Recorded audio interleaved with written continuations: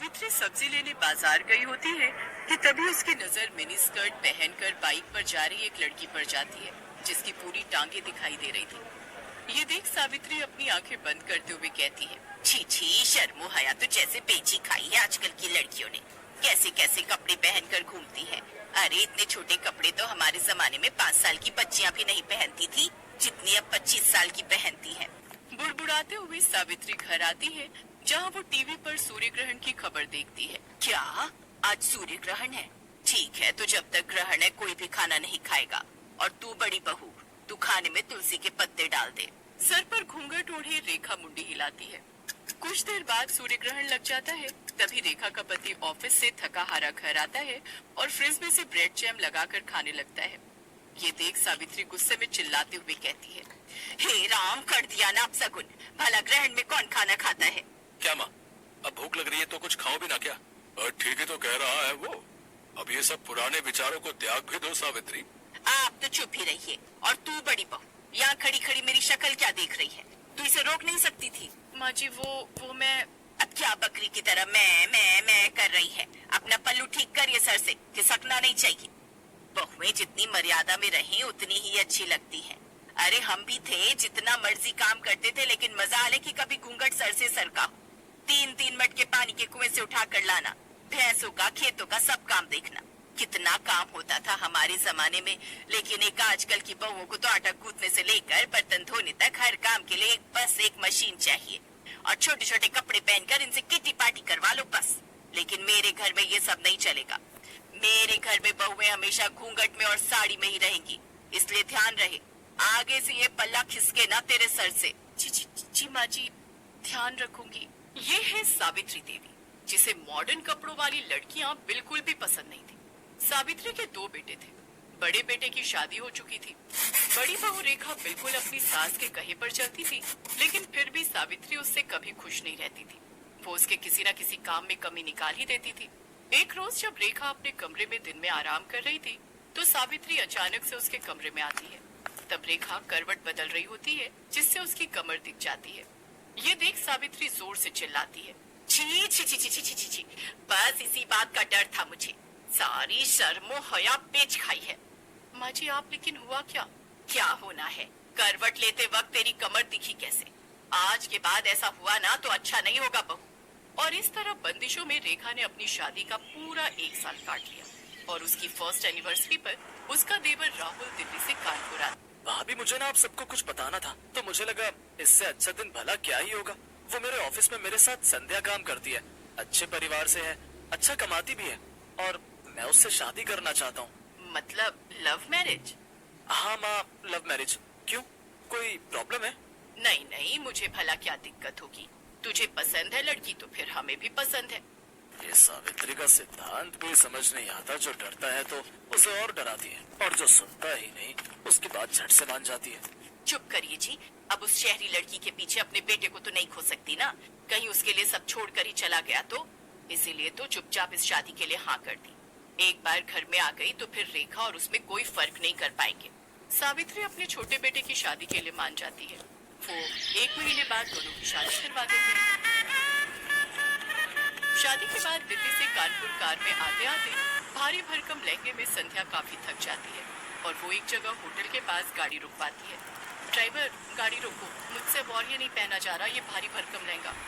राहुल तुम यही रुको, मैं अभी चेंज करके आती हूँ। कुछ देर बाद गाड़ी आकर उसके ससुराल रुकती है। फिर पीछे से संध्या स्कर्ट और टॉप पहनकर सर पर शादी का दुपट्टा लिए निकलती है। संध्या को इस रूप में देखकर सभी हैरान रह जाते हैं। राहुल बेटा, ये सब? बेटा 2 जोड़ी में लड़की मांगी थी, इसका मतलब ये नहीं कि ये सचमुच ही 2 जोड़ी में आ जाएगी। वो माँ, दूर का सफर था ना, और इसने लौटते वक्त लहंगे पर ही वोमिट कर दी, इसीलिए जो इसके हाथ में लगा इसने पहन लिया। ये राहुल का बच्चा झूठ क्यों बोल रहा है? चलो संध्या, माँ के पाँव छुओ। है?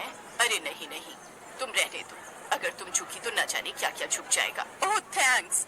वैसे मैं खुद झुकने के मूड में नहीं थी। वो क्या है ना, मैं बहुत थक चुकी हूँ। वैसे माँ जी, हमारा बेडरूम कहाँ है? वो क्या है ना, मैं पहले बाथ शावर लेना चाहती हूँ। और राहुल डार्लिंग, तुम ना प्लीज मुझे बॉडी मसाज दे देना। आज सचमुच मुझे बहुत थकावट है। बताओ ना माँ जी, बेडरूम कहाँ है? संध्या, बस 2 मिनट, माँ गृह प्रवेश कर ले। ओ प्लीज, थोड़ा जल्दी कीजिए ये सब formalities. I am really so tired. Savitri को मन ही मन बहुत गुस्सा आ रहा था, लेकिन वो कर भी क्या सकती थी। उसने चुपचाप उनका गृह प्रवेश करवाया और बहू बनकर संध्या अपने ससुराल आ जाती है। लेकिन संध्या के कपड़े देख सावित्री डर गई।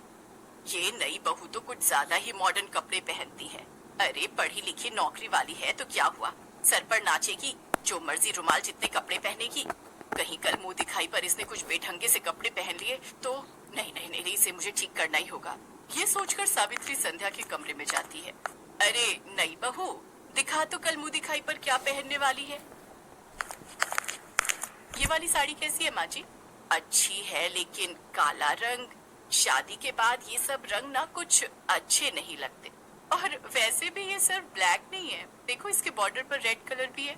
जो भी हो, लेकिन तू ऐसी साड़ी नहीं पहनेगी। चल अब मुझे अपनी साड़ियाँ दिखा, मैं बताती हूँ तुझे कौन सी पहननी है। संध्या सावित्री को अपनी सभी साड़ियाँ दिखाती है, जिसमें से गुलाबी रंग की साड़ी देख सावित्री कहती है, हाँ ये वाली, ये अच्छी रहेगी, इसे ही पहन तू। जी माँ जी। शादी के तुरंत बाद सास का ऐसा बदलता रवैया देख संध्या हैरान थी। सावित्री ने संध्या की साड़ी तो देख ली, लेकिन वो ये नहीं जानती थी कि उसका ब्लाउज कितना हॉट बना है। शाम को मुंह दिखाई पर संध्या वो गुलाबी साड़ी हॉट ब्लाउज के साथ पहनती है। ये देख सावित्री उसकी साड़ी अच्छे से बांधती है।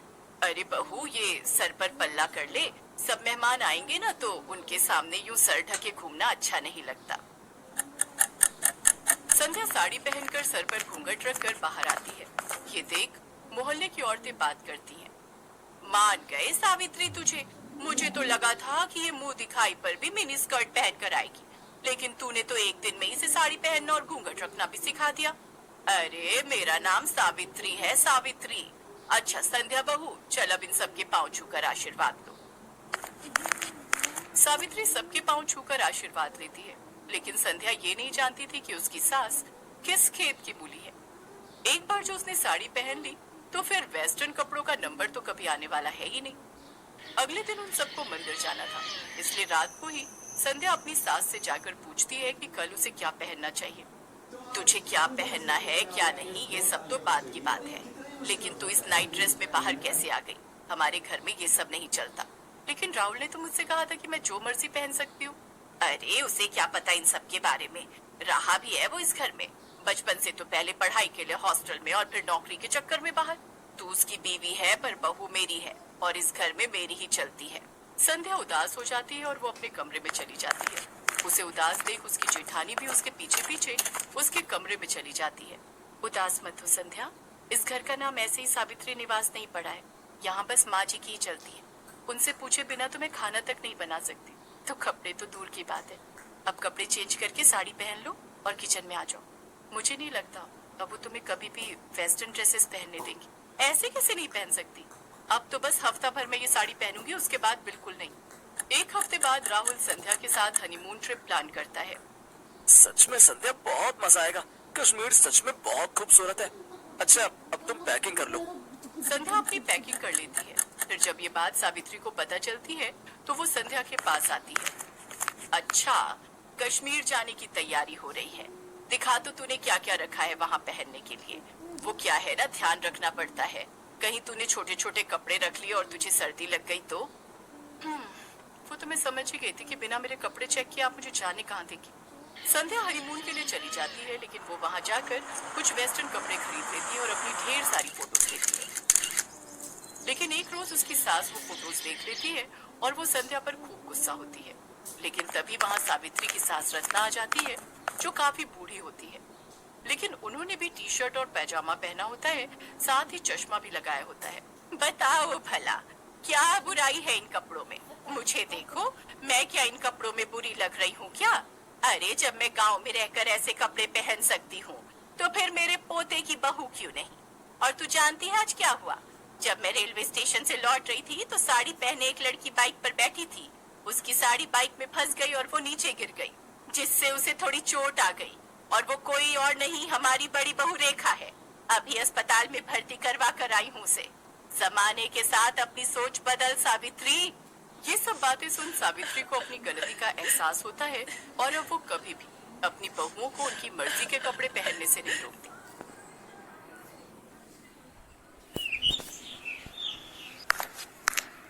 आज फिर इन दोनों बहनों ने इतनी पी ली कि इन्हें चलने तक का भी होश नहीं। गलती मेरी ही है। बिन माँ की बच्चियों को प्यार देने की चाह में इतना सर चढ़ा लिया कि इनके सही बुरे पर ध्यान ही नहीं दे पाया। और आज नौबत यहाँ तक आ गई है कि ये दोनों पूरी तरह बिगड़ चुकी हैं। अपनी दोनों जवान बेटियों की हरकतों को देखते हुए धनराज सेठ उनके लिए लड़के तलाशने शुरू कर देता है। फिर कुछ दिनों में उनकी शादी अपने बराबर के घराने में कर देता है, जहां उनकी सास राजरानी हाथों में आरती की थाली लिए उनका स्वागत करती है, जिसे देख सुनैना और मलाइका अपने घूंघट को हटाते हुए कहती है, ओफो सासू मॉम, अब ये सब तामझाम बंद भी करो। हम ससुराल आई हैं, कोई सरहद पर जंग लड़ने नहीं आई है जो आप ये सब ड्रामे कर रही हैं। ये कहकर दोनों बहनें बिना कलश गिराए ही अपने कमरे में चली जाती हैं। उनका ऐसा व्यवहार देखकर राजरानी और उसके बेटे निखिल और रोहित हैरान रह जाते हैं। अगले दिन वो दोनों सुबह 10 बजे सोकर उठती हैं। फिर राजरानी उनसे कहती है, अरे ये क्या बहुओं, अभी तक तुम दोनों नहाई नहीं। आज तुम दोनों की पहली रसोई है जिसमें तुम्हें मीठा बनाना है। चलो जल्दी से नहा लो। लेकिन सासू मॉम, हमें तो करछी पकड़नी तक नहीं आती। हमें तो सिर्फ मीठा खाना आता है, बनाना नहीं। और वैसे भी घर में नौकर है ना, तो ये उनका काम है। हमने तो आज तक अपने घर के किचन में भी कदम नहीं रखा।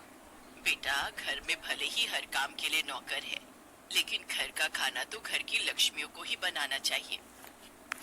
माँ बिल्कुल सही कह रही है। और वैसे भी शादी के बाद अपनी पहली रसोई में मीठा बनाना एक रस्म है जो हर बहू निभाती है। ओफो, मायके में हमारा बाप कम था जो अब यहाँ तुम दोनों भी लेक्चर देने लग गए। Live it. अरे सुनैना, चलो जल्दी से रेडी होकर बाहर पूल में आ जाओ।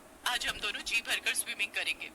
कुछ देर बाद दोनों बहनें सब घर वालों और नौकरों के सामने स्विमिंग ड्रेस पहनकर आती हैं और पूल में जाकर नहाने लगती हैं। अपनी बहुओं की ऐसी बेशर्मी देख राजरानी का तो सर शर्म से झुक जाता है। ये दोनों की दोनों तो मेरी नाक कटवा कर रहेंगी। हे भगवान, मेरे घर की इज्जत अब तेरे हाथ में है। राजरानी एक धार्मिक महिला थी, साथ ही वो समाज सेविका भी थी। उसका खुद का एक बड़ा एनजीओ था जिससे शहर की बड़ी बड़ी हस्तियां जुड़ी हुई थी। ऐसे ही कुछ दिन बीतते हैं। मलाइका और सुनैना अपने ससुराल के प्रति कोई जिम्मेदारी नहीं समझती थी। वो दोनों तो बस सारा दिन अपने मेकअप, पार्लर, शॉपिंग और पार्टीज में ही बिजी रहती। ये इतने छोटे कपड़े पहनकर तुम रात को कहाँ जा रही हो बहू? सासू मॉम, आज हमारी फ्रेंड की बर्थडे पार्टी है। हम दोनों नाइट क्लब जा रही हैं। आने में देर हो जाएगी। चलो सुनैना। फिर दोनों शॉर्ट ड्रेस पहनकर नाइट क्लब चली जाती हैं, जहां वो खूब सिगरेट शराब पीती हैं। फिर आधी रात को कुछ लड़के उन्हें घर ड्रॉप करते हैं। दोनों लड़खड़ाते हुए अंदर आती हैं, जहां उन्हें देखकर राजरानी उनसे कहती है, ये सब क्या है? आज तो तुम दोनों ने हद ही कर दी। अरे बड़े घर की बहुओं को ये सब शोभा नहीं देता। ओ सासू मॉम, अब अपना भाषण फिर देना मत शुरू कर दो। अरे यार, यही तो हमारे जीने के दिन है। अरे हम अपनी जवानी में एंजॉय नहीं करेंगे तो क्या तुम जैसी बुढ़िया होकर एंजॉय करेंगे? हाँ। तभी निखिल और रोहित वहाँ आते हैं और उन दोनों को जोरदार थप्पड़ मारते हैं। ये देखकर दोनों बहनों को बहुत गुस्सा आता है और वो भी अपने पतियों के मुंह पर थप्पड़ कस देती हैं। हम आज के जमाने की लड़कियां हैं, मुंह तोड़ जवाब देना बहुत अच्छे से जानती है, तो ऐसी गलती फिर मत करना। फिर दोनों अपने कमरों में लड़खड़ाते हुए चली जाती हैं। ऐसे ही समय बीता। फिर एक रोज सुनैना और मलाइका अपने घर में लेटी थी, तो उनके फोन पर एक मैसेज आता है जिसमें शहर के बाहर एक फार्म हाउस में रेव पार्टी का इनविटेशन होता है। Oh wow, rave party! Malaika, I am so excited यार। मैंने आज तक बस रेव पार्टीज के बारे में सुना था, लेकिन अब तो हम उसे एंजॉय भी करेंगे। ऑफ कोर्स, अगर लाइफ में हर चीज का मजा नहीं लिया तो क्या किया? We will definitely go there। दोनों बहनें खुश हो जाती हैं और शाम को तैयार होकर अपनी कार लेकर वहां पहुंच जाती हैं। पुलिस से छुपकर उस फार्म हाउस पर हो रही पार्टी में शराब, सिगरेट, ड्रग्स से लेकर सुख की हर चीज शामिल होती है। वो दोनों उस दिन ड्रग्स का सेवन भी करती हैं, जिससे उनका सर पूरी तरह घूम जाता है और वो एक अलग ही दुनिया में होती है। तभी एक लड़का जो कि नशे में होता है, मलाइका को गलत तरीके से छूने की कोशिश करता है। तभी कुछ पल के लिए लाइट चली जाती है और जब लाइट आती है तो वो लड़का जो मलाइका को छेड़ रहा था वो मरा हुआ जमीन पर पड़ा होता है। कुछ ही देर में उस पार्टी में पुलिस छापा मारती है और सबको अरेस्ट कर लेती है। अगले दिन राजरानी अपने बेटों के साथ जेल पहुंचती है। सासू मॉम, निखिल, हमने सचमुच किसी का मर्डर नहीं किया। हमें बचा लो सासू मॉम, प्लीज हेल्प अस। हाँ रोहित, हमारा ट्रस्ट करो, हमें फंसाया जा रहा है। हमसे बहुत बड़ी गलती हो गई जो हम उस पार्टी में गए। आज के बाद हम कोई पार्टी नहीं करेंगे और ये सब काम सच में छोड़ देंगे। तुम दोनों को अपनी गलती का एहसास हो गया, यही काफी है। आकाश, यहाँ आ जाओ। और इंस्पेक्टर साहब, आप छोड़ दो इन्हें। जी मैडम। ये लड़का तो जिंदा है। हाँ, ये सब हमारे प्लान था। तुम दोनों के अगले ठिकाने